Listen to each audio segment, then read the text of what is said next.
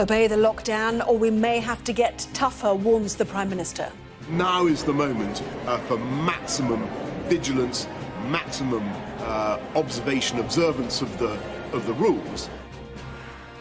The vaccine rollout accelerates. 2.6 million jabs have now been administered. It was so upsetting seeing him trying to fight to live, fight for breath. We speak to one family left grieving by COVID in 2021, as analysis of 2020 reveals the highest mortality rate for a century. Hey, open the door. The police visit to the Reading terrorist the night before he stabbed 3 people to death. Victims' families demand answers. Impeachment 2 underway. The House of Representatives makes its final move against Donald Trump. And we'll take another look at tomorrow's front pages. That coming up in the press preview at 11:30.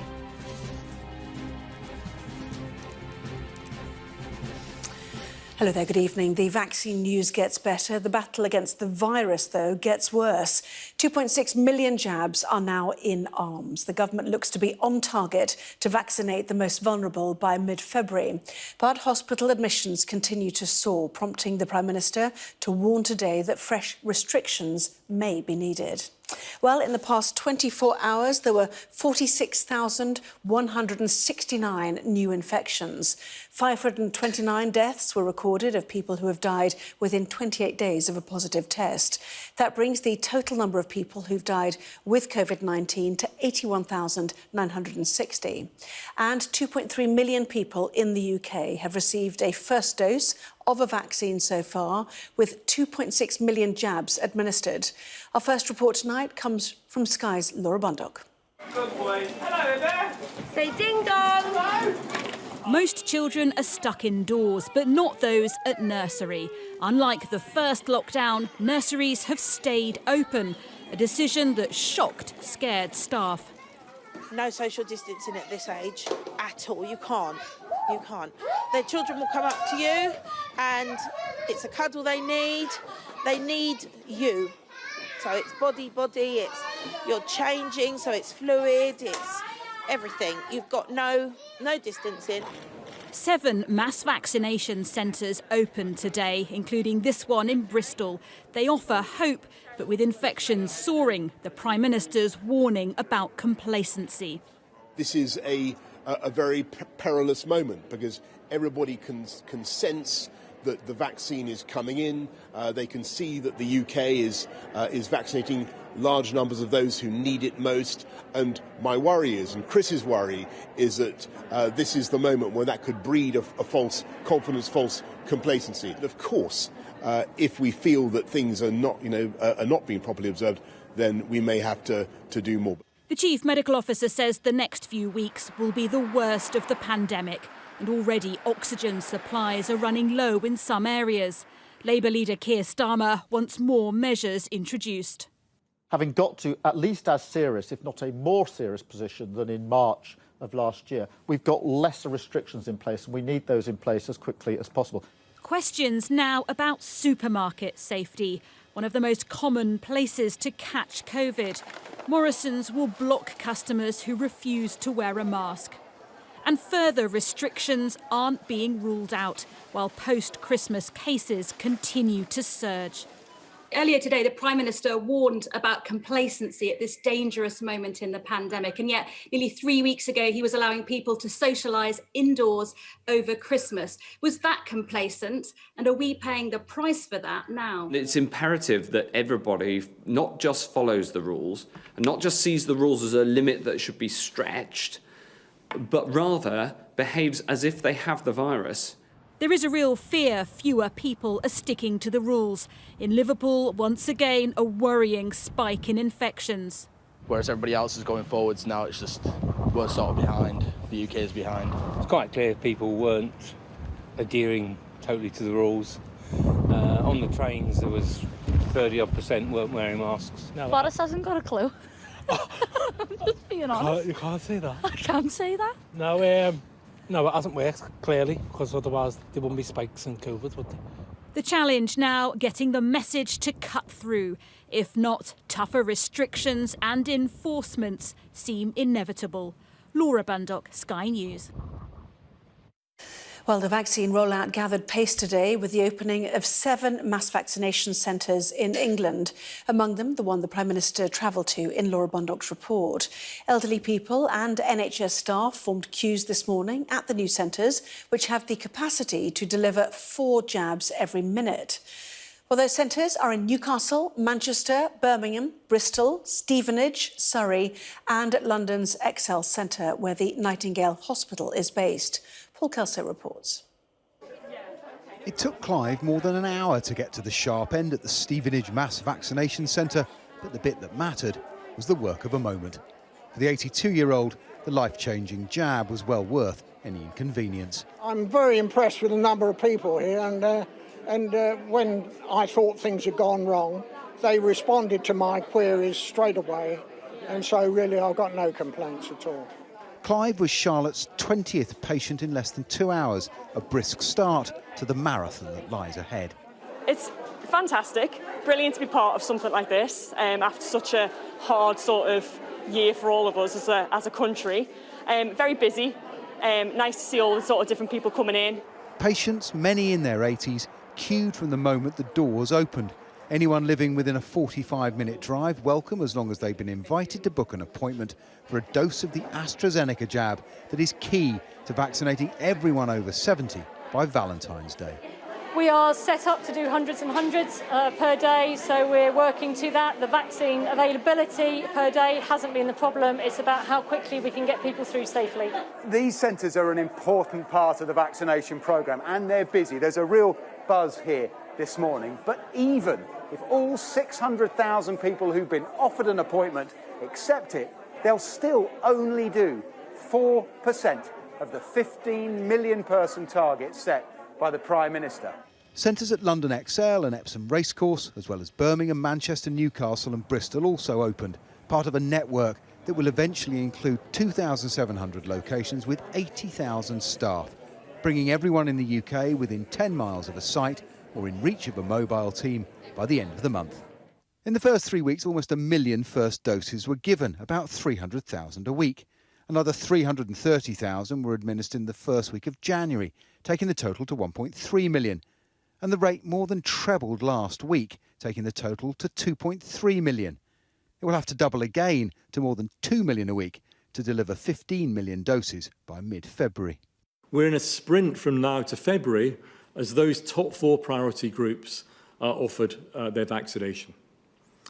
We'll then kick off another sprint up to April as we get the rest of the vulnerable groups protected, and then finally a marathon to the autumn as we deliver vaccination to everybody else. Vaccinations are underway in all 4 nations of the UK, united in pursuit of the virus. Paul Kelso, Sky News in Stevenage. Last year, the Buttrick family just escaped losing a loved one to the pandemic. Darren Buttrick, struggling with COVID, was given 15 minutes to make a final call home to his wife from intensive care. He survived, but last week his father-in-law succumbed to the virus. Lisa Dowd reports. Grandad Buttrick. Hello, Grandad. You look a bit like me. Got twins. He was so friendly, so nice, so funny, so handsome. It's just like best friend. Yeah, literally, he was. And COVID shouldn't have taken him so early. It was so horrible, and people just need to be careful because we didn't do anything for that to come to us, and yet he still came twice. On Thursday, Maya and her sisters lost their granddad, Ken, to the virus. In March, it almost took their dad's life too. Darren was in intensive care and given 15 minutes to call his family and say goodbye. Seeing Ken brought back some awful memories. I probably didn't realise how bad I was back in March, and it was so upsetting seeing him trying to fight to live, fight for breath. Angela was nursing him like a nurse would in the last few hours, and she should be very proud of that. Angela Ken's daughter, was allowed onto the ward after his condition deteriorated. But he didn't realise how bad he was. He couldn't tolerate having the mask on and having oxygen being forced into his body. So when they called me in to basically tell me that he couldn't do it anymore and that it was his wishes we need to be mindful of now. So, and then he was taken to another ward then to die. Ken's family want COVID deniers to listen to their story. It is real. It's really disappointing and frustrating that people think it isn't. They should just spend 5 minutes on a hospital ward and see those people fighting for their life, fighting for breath, alone, no dignity. The nursing staff caring for them like they were their loved ones. It's not nice to see. Darren is donating his blood to COVID research, at first motivated by his own survival, now by his father-in-law's death. Lisa Dowd, Sky News, Staffordshire. Sky News has commissioned the first data analysis of mortality in 2020. It reveals that last year, mortality in England and Wales went up at the fastest annual rate since 1929, and more people died than in any year since 1918. Here's our economics and data editor, Ed Conway. How severe is COVID-19 as recent pandemics and indeed historic pandemics go? We're finally able to give a sense of that by looking at 2020 and mortality data compared with previous years. It's a pretty depressing task, but nonetheless something we have to do just to get a sense of whether this is just like a normal flu season or something else entirely. And this line here shows you the total number of people who have died in England and Wales in each of the years, going all the way back to the 1840s. And over that period, of course, there were many incidents where you had high mortality. So the potato blight of the 1840s, potato famine in Ireland, but it also affected much of Europe. The Great Freeze of 1895, high levels of mortality there. World War I and II. And in those post-war years, you had various flu epidemics, for instance, 1951, and indeed Hong Kong flu of 1968. Some people wondering whether this would be worse or indeed better than those post-war pandemics. We can have a look at it now that we have some of the data through. So this is 2020 data, and this is what it shows you. You can see the line goes up. How much higher is it than previous years? Well, if you draw a line just seeing that, it goes actually all the way back to 1918. Over 600,000 deaths, first time that's happened since 1918. We're talking here about civilian deaths, I should say. If you're including military deaths, it's significantly higher in the world wars. But that's the thing really to look at here. It's a very high number, but as you've probably worked out, we haven't adjusted for population here. So if we really want to compare with previous years, there's a different way that we look at the numbers. We do it deaths per per thousand rather of the population. And here it's a slightly different picture. You can see it's going down and down and down. Continuous mortality improvements over the years until you get to 2020, where you can see that line going up. So more deaths in 2020. And if you draw a line there, it's about 10 per thousand. It only goes back to 2003, but the key thing here is to compare it with the previous years, because you can see mortality improving and then suddenly deteriorating. How much of a deterioration? Well, we can get a sense of that because we've got the Institute and Faculty of Actuaries to look at the numbers, age adjust them, population adjust them, and here's what they show. Anything above the line here is improving mortality. Anything below the line is deteriorating. And what you can see is for much of the past century, there's been more improvements than deteriorations until we get to 2020. Here's COVID-19.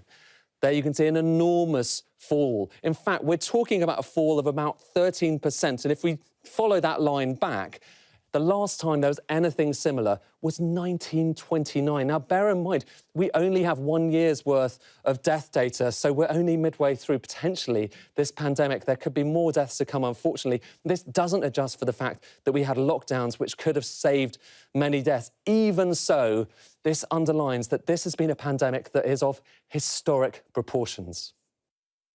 Ed Conway there. Well, the government has tonight revealed details of the COVID test requirements for travel into England. To Westminster now, where our chief political correspondent John Craig has the details. John. The details are that these new rules will come in at 4 a.m. on Friday. That's the 15th of January. Now, last week, the Prime Minister announced that the government had made the decision to introduce a lockdown. But these are measures regarding people coming into the UK from overseas by plane, by boat or by train. And what the new rules say is that you have to have a test in the country before you get on the plane, the boat or the train. And if you arrive in the UK without a negative test, you can be fined a minimum of £500. So the government says from 4 a.m. on the 15th of January, we're introducing pre-departure testing requirements for all inbound passengers to England. England, this is. Passengers arriving by ship, plane or train will have to take a test up to 3 days before departure and provide evidence of a negative result before they travel. This is an additional requirement. It applies to all passengers, and it's protection in addition to existing self-isolation requirements, the government says. Now, there are just a few exemptions. They're not exemptions as such, but a delay to some of those.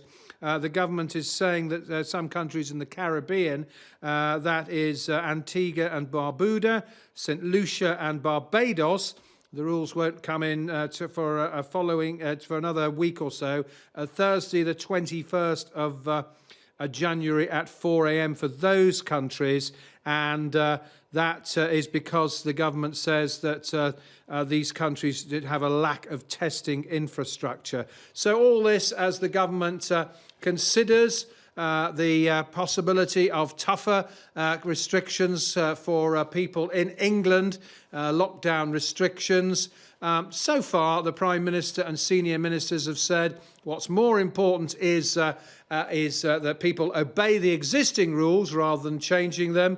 The Britain's top police officer, Cressida Dick, is writing in the Times newspaper that the police are going to get tough on people who break the rules with, as she says, illegal raves, gambling in basements and so on, and parties that break the rules. So all the signs are that the government is going to step up enforcement rather than change the rules for people in England. But for people travelling from overseas to England, the rules have just got a whole lot tougher. Indeed so. John at Westminster, thank you. So the pandemic then featuring, as you can see on tomorrow's front pages, there's the headline in the Telegraph, pressure on the NHS for COVID vaccinations around the clock, their headline. Taking a full look at the newspapers in our press preview at 11:30 tonight with journalist and author Ella Whelan and columnist and broadcaster Steve Richards. That's at 11:30. There was anger as well as grief on the steps of the Old Bailey after Khairi Sadala received a life sentence for stabbing 3 people to death last summer in Reading. The judge said it was a terror attack, but amidst the tributes to the men killed, one family demanded to know why the 26-year-old had been free to commit murder despite a string of criminal convictions and a failed asylum application. Well, the attack began just before 7 p.m. at Forbury Gardens in Reading town centre. 3 men were stabbed to death and 3 others injured in the knife attack. Sadala was chased and arrested shortly after in Friar Street. Later that evening, armed counter-terrorism police raided his flat in Basingstoke Road, where they removed a number of items, including a large circular saw. Well, during the sentencing, the court was shown CCTV footage from the day before the attack, where Sadala is seen purchasing the weapon from a local Morrison store. Later that day, police went to visit him after concerns were raised about his mental state. A psychiatrist concluded that the attack was unrelated to the effects of either mental disorder or substance misuse. Our crime correspondent, Martin Brunt, has more. Off a supermarket display, this is how easily Khairi Sadala bought his lethal weapon. A young man with a known history of violence and jihadist sympathies, once briefly on MI5's radar. Hey, open the door. Hey, Kiri, how are you? Worried police checked on Sadala the night before his rampage. He had the knife in a bag with him. How are you feeling yourself? I'm all right. You all right? Yeah. Plodding along? Have you got enough food? Yeah, all good, man, all good. Yeah? Yeah, I'm blessed. Thank you. 24 hours later, We need ambulances at Fulby Gardens now, like as many as you can get. Yes, There's about absolutely. 10, at least 10 stabbed people, maybe more. That's fine, sir. I'm getting someone to you, okay? within 30 seconds, he killed 3 friends chatting in the park on a summer's night. Then he stabbed and injured 3 more nearby. James Furlong, David Wales and Joe Ritchie Bennett all died. The 3 others survived. Sadala ran, but not for long. It took police 5 minutes to catch him. Sadala arrived in the UK 9 years ago and was refused asylum. After several prison sentences, he was due to be deported, but the Home Office let him stay because Libya had become unstable. How the killer was ever in a position to commit these horrific acts. Seeking asylum here in 2012, he has obtained a litany of criminal convictions. For us as a family, it's been devastating to lose our much-loved son, brother and uncle. We know that our lives and the lives of everyone who knew and loved David will never be the same. We love you, David. May you, James and Joe now rest in peace. Sadala had denied he was a terrorist and made crude attempts to claim he was mad. But the judge decided his motive was terror. He had extremist Islamic views, said the judge, and he'd used his combat experience with an Islamic militia in Libya to attack his victims with ruthless speed and brutality. It was a rare and exceptional case, said the judge, and Sadala must stay in prison for the rest of his life. Martin Brunt, Sky News at the Old Bailey. Impeachment 2 looks to be underway. Democrats are charging Donald Trump with incitement of insurrection following last week's riots. To avoid a repeat of the violence, there will be a massive security presence in Washington, D.C. for Joe Biden's inauguration next week. Here's Sky's Alex Rossi. If you thought the shock of the events of the last week would foster a new era of cooperation in the bear pit of American politics, you'd be wrong. A resolution urging Vice President Mike Pence to trigger the 25th Amendment, which would remove Trump from office, was blocked by the Republicans. Resolution calling on Vice President Michael R. Pence to convene and mobilize the principal officers of the executive departments of the cabinet to activate Section 4 of the 25th Amendment to declare President Donald J. Trump incapable of executing the duties of his office. An article of impeachment was quickly introduced, ratcheting up the pressure, and the resolution makes stark reading.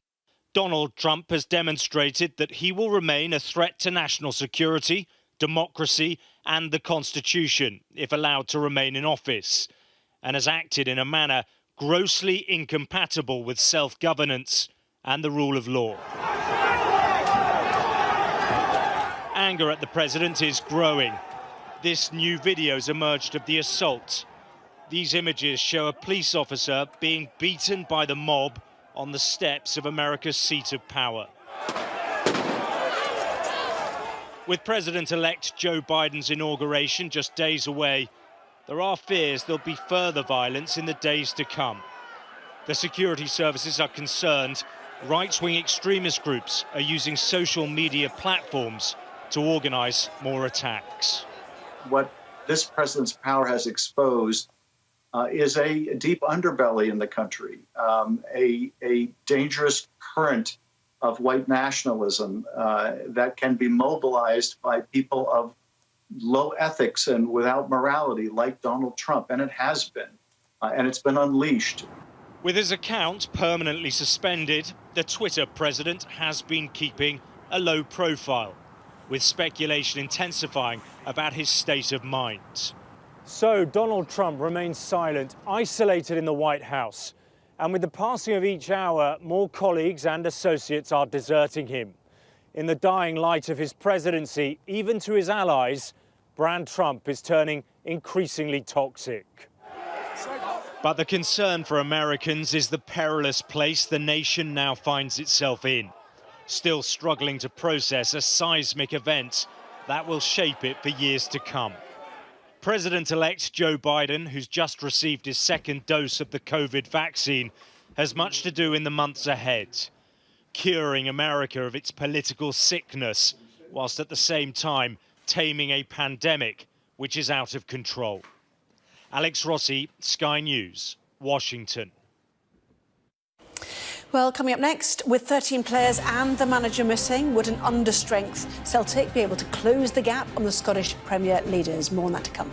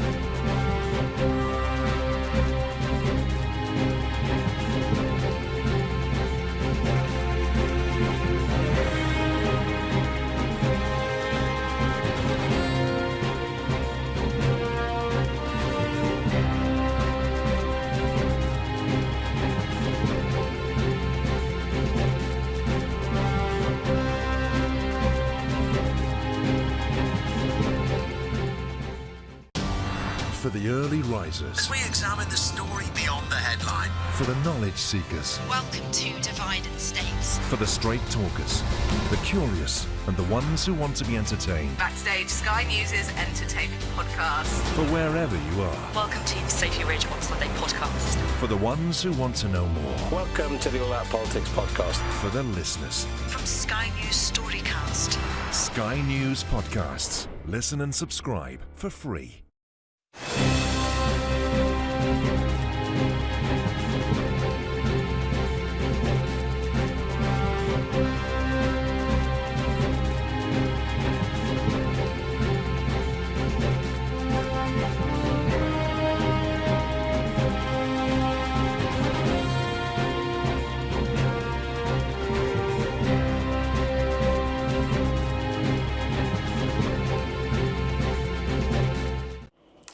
Well, time to cross to Sky Sports News now to get the latest sport with Hayley.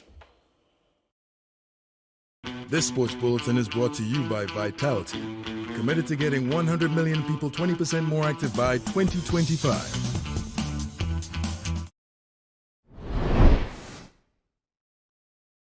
I'm ready.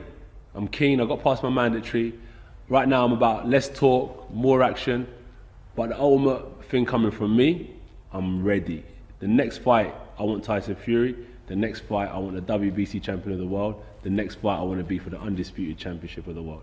So with that being said, they're in conversations now, my management team, my promotional outfit, of the best way to put a package together that can lead us into 2021, and hopefully the pandemic will be done. And we can bring some unity, some great, like a good energy to Britain if we can announce this fight.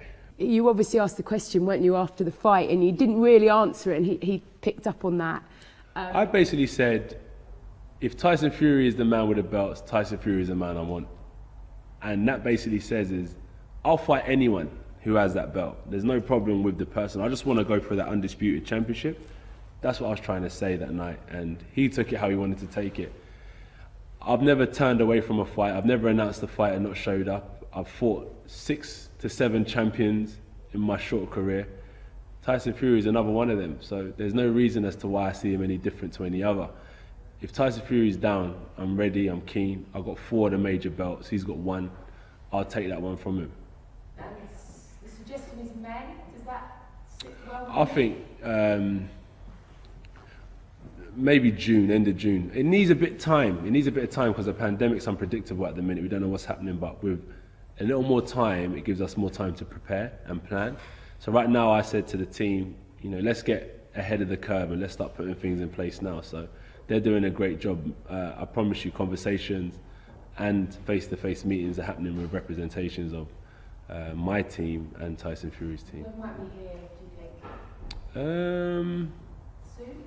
Really high rainfall totals across more northwestern parts of the country, but the problem is this wet weather comes a little bit further eastwards across the cold ground and in butting up against that colder air in the northeast. Snow is increasingly likely, and it could well be that snow risk persists for a good part of Thursday. The weather, sponsored by Qatar Airways. Isabel, thanks very much indeed. Do stay where you are. After the break, we'll be discussing Liverpool with the Metro Mayor. A huge rise in infections there since Boxing Day. What's the reason? We'll be asking next.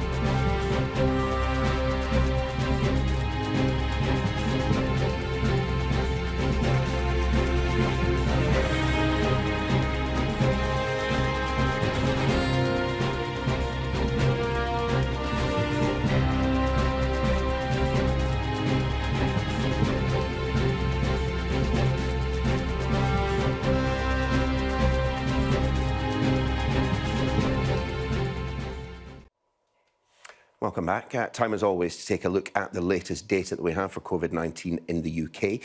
In the past 24 hours, there were 46,169 new infections registered.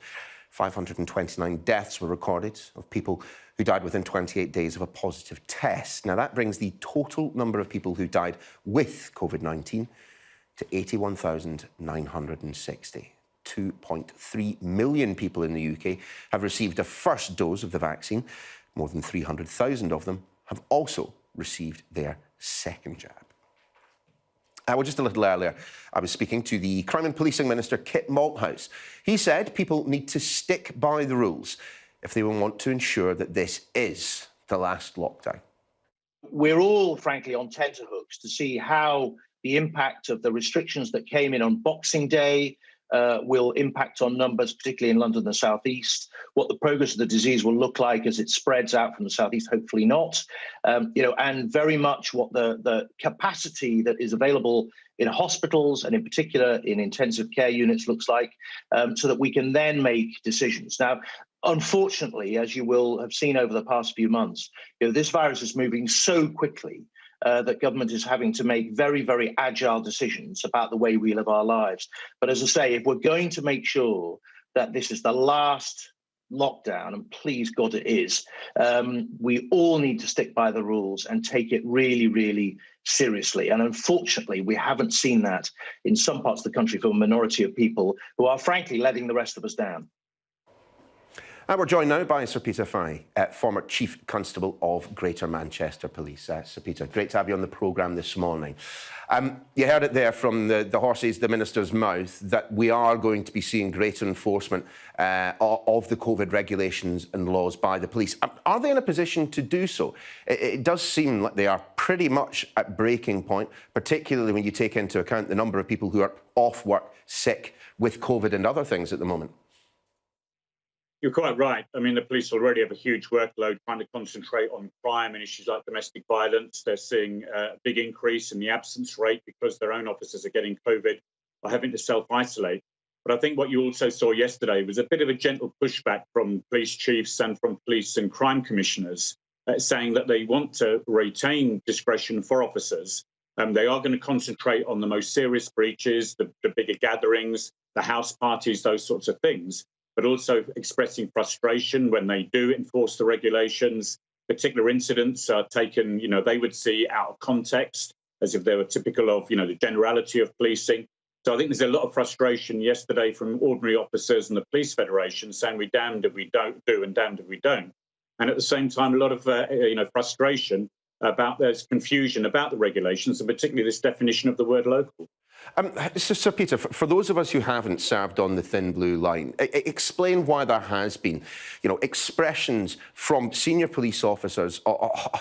There are aspects of policing COVID-19 that they would rather not be involved with. We've heard anecdotally from senior figures from a number of police forces, for example, about enforcing the wearing of face masks in supermarkets. Other police officers signalling that they're uncomfortable about asking people why they're out the house. Why is that an issue for the police officers on the front line?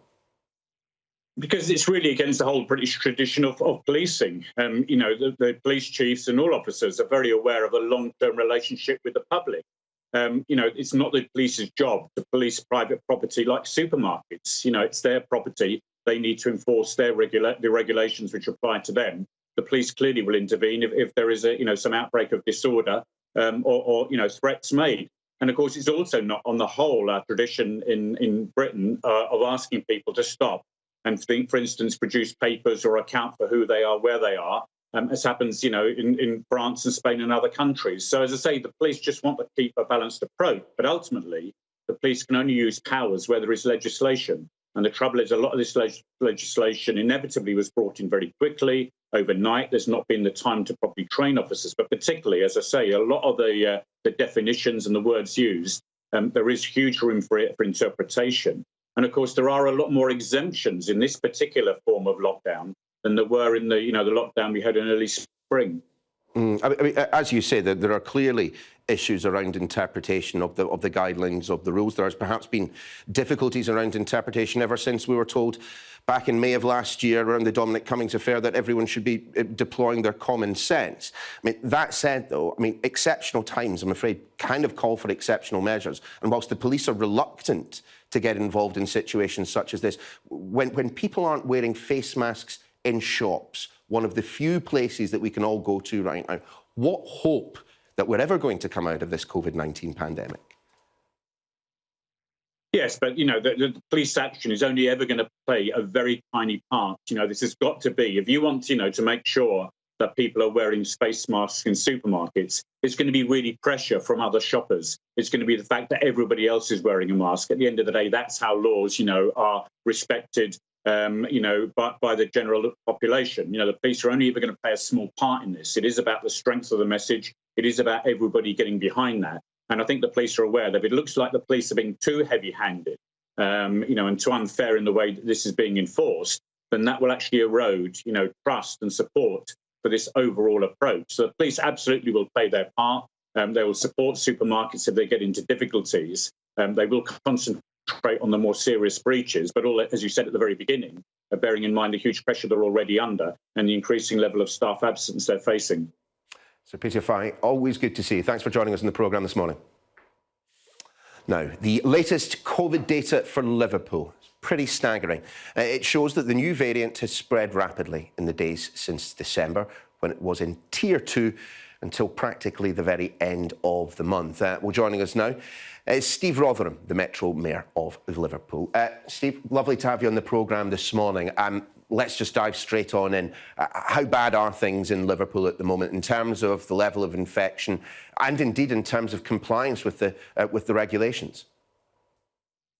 Well, they're very concerning in regard to the skyrocketing of the transmission rates that we've seen probably over the last 2 months or so, but exponentially over the last 4 weeks, where we're seeing a doubling happening probably over 4 days. And that's the really frightening aspect of all this. I'm not certain that we've yet reached the peak. And whether that's down to factors, you know, such as lockdown fatigue, whether it's the, you know, a breakdown in trust with the government messaging, you know, with the number of policy U-turns that we've seen. There's a minority of non-compliance, in all honesty, and then there's those people who deny there's a problem in the first place. So it's a whole host of different factors, but we're carrying out some detailed analysis so that we can learn the lessons from it. Yeah, I mean, I think back to that point, of course, when, you know, Liverpool went into Tier 3 and the huge amount of work that was clearly put in to try and bring the infection rate down at that point. I mean, it all rather feels like you're back to square one. It's hugely disappointing to us who took that difficult decision at that time, myself and the other leaders, because we saw similar patterns then to what we're seeing now. And we didn't want to get to the stage where our NHS was going to be overwhelmed. And that was the real danger. So we took that difficult decision. And you're right, it is like deja vu. We appear now to be repeating some of those mistakes from what happened in September, which led up to, you know, our decision to work with government to go into a higher tier. As you say, the effects of the Christmas window are probably not entirely reflected in the data just yet. But I do wonder whether or not now you feel like it was a mistake for people to be gathering together at Christmas, given the infection rate that we're seeing in Liverpool right now. I said at the time that I thought it was a mistake, so I would change my mind. It's not the only factor. There are other things that have contributed to this enormous increase that we've seen. But certainly, when you're in the eye of a storm, the worst thing that you can do is to give people